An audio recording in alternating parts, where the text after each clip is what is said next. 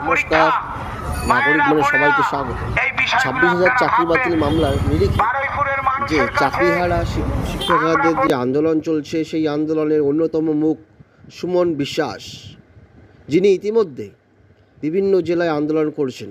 কুচবিহার, বাঁকুড়া এবং বিধানসভা এবং বিকাশ ভবন তথা নবান্ন পর্যন্ত তিনি তার ডেপুটেশন জমা দিয়েছেন। তার ডেপুটেশনের মূল কপি যে 22 লক্ষ এমআর প্রকাশ করতে হবে, চাকরি দুর্নীতির জন্য দায়ী রাজ্য সরকার, তাই রাজ্যের সরকার দ্রুত বিধানসভা অধিবেশন ডেকে যোগ্য চাকরিহারাদের সসম্মানে পুনর্বহাল করতে হবে এবং যারা দুর্নীতির কারণে বঞ্চিত হয়েছিল তাদের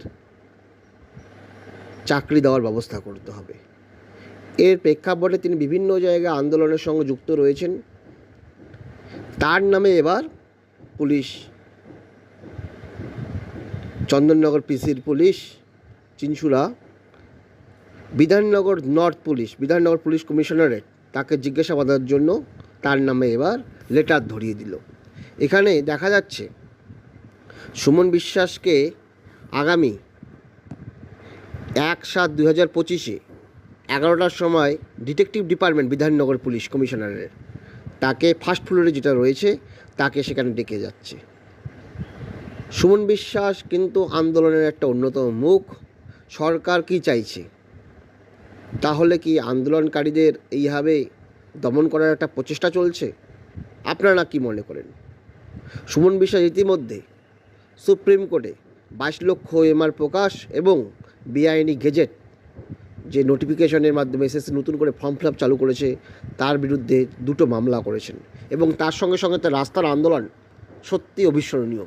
তিনি কুচবিহার ডিআই অফিস অভিযান এবং বাঁকুড়া ডিআই অফিস অভিযানের মাধ্যমে তিনি ডিআইদের মাধ্যমে তার ডেপুটেশন কপি ডিআইরা বিকাশ ভবনে পর্যন্ত পাঠিয়েছিল। অবশ্যই সাড়া জাগানো তার এই নেতৃত্ব এবং পদক্ষেপ এবং আন্দোলনগুলো এবং তার সঙ্গে সঙ্গে আইনি পদক্ষেপ যে 22 লক্ষ এমআরের ভিত্তিতে সিবিআই অযোগ্যদের চিহ্নিত করতে পারে এবং কোর্ট অযোগ্যদের শাস্তি দিতে পারে, সেই 22 লক্ষ এমআরের ভিত্তিতে কেন সিবিআই, কোর্ট এবং সরকার যোগ্যদের চাকরি বহাল রাখবে না? এই অযোগ্যদের জন্য যাদের যোগ্য চাকরিরা চাকরি থেকে বঞ্চিত হয়েছিল তাদেরকে সেই জায়গায় বসানোর দাবি। এই প্রেক্ষাপটে তার আন্দোলন এবং প্রচেষ্টা এবং তার মধ্যেই তার বিরুদ্ধে বিধাননগর পুলিশ কমিশনারেটের এই চিঠি ডিটেকটিভ ডিপার্টমেন্টের সত্যি কোন দিকে